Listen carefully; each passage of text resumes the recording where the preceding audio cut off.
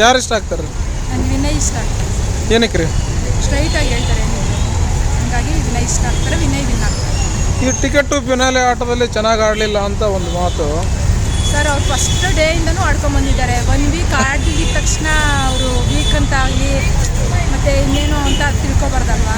ನಿನ್ನೆ ಎಪಿಸೋಡ್ ನೋಡಿದ್ರೆ ಹಾಂ, ಯಾರು ಹೈಯೆಸ್ಟ್ ಸ್ಕೋರ್ ಬಂದಿತ್ತು ರೀ? 420 drone Pratap. Pratap. Ticket to finale Sangeetha ಅವ್ರು ಬಂದಿರೋದು ಇಲ್ಲಿ ಮೋಸ ಆಗಿದೆ ಅಂತ ಅನಿಸಲ್ವಾ?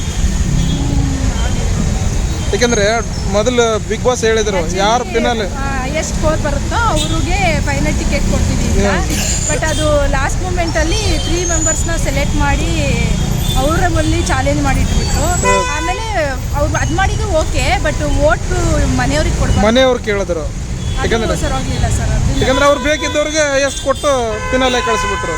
ಇನ್ನೊಂದು ಟಾಸ್ಕ್ ಕೊಟ್ಟಿದ್ರೆ ಚೆನ್ನಾಗಿರ್ತಿತ್ತು ಅನ್ನೋದು. ಅವ್ರು 3 ಜನದಲ್ಲಿ ಏನಾದರೂ ಒಂದು ಗೇಮ್ ಕೊಟ್ಟಿದ್ರೆ ಚೆನ್ನಾಗಿರ್ತಿತ್ತು. ನನಗೆ ಅದು ಇಷ್ಟ ಆಗ್ತಿತ್ತು. ಡ್ರೋನ್ ಪ್ರತಾಪ್ ಅವ್ರ ಬಗ್ಗೆ ಏನಂತೀರ ಸರ್? ಅವ್ರು ಏನಂತ ಜಡ್ಜ್ ಮಾಡೋಕ್ಕೆ ಆಗಲ್ಲ ಸರ್.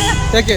ಅವ್ರೊಂಥರ ಇನ್ನೋಸೆಂಟ್ ಆಗಿದ್ದಾರಾ ಅಥವಾ ಹಂಗೆ ಇರೋದಾ ಅಂತ ಕನ್ಫ್ಯೂಷನಲ್ಲೇ ಇದ್ದೀನಿ ನಾನಂತೂ. ಫಸ್ಟ್ ಇಂದನೂ ನೋಡ್ತಾ ಇದ್ದೀನಿ. ಸ್ವಲ್ಪ ಅಮಾಯಕರ ಥರ ಅಂತ ಅನಿಸ್ತಾರೆ.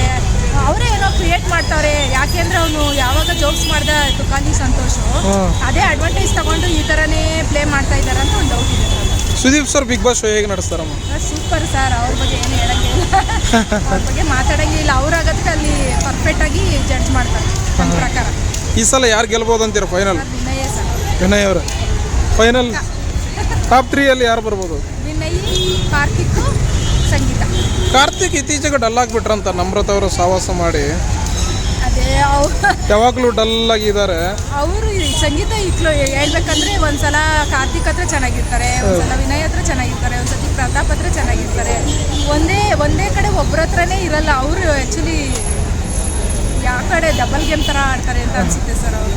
ಈ ವಾರ ಎಲಿಮಿನೇಟ್ ಯಾರು ಆಗ್ತಾರಂತೀರಿ? ಮೇ ಬಿ ನಮ್ರತ ಅವ್ರು ಹೋಗ್ತಾರೆ. ಆಟ ಆಡಿಲ್ವಾ ಅವರು? ಆಡಿದ್ದಾರೆ ಸರ್, ಆಡಿದ್ದಾರೆ. ಬಟ್ ಜಾಸ್ತಿ ಜನ ಇದ್ರೆ ತೆಗಿಲೇಬೇಕಲ್ಲ. ಹೌದು, ಲೀಡಲ್ಲಿ ಇಲ್ಲ ಅಂತೀರಾ? ಓಕೆ, ಥ್ಯಾಂಕ್ ಯು ಅಮ್ಮ. Thank you.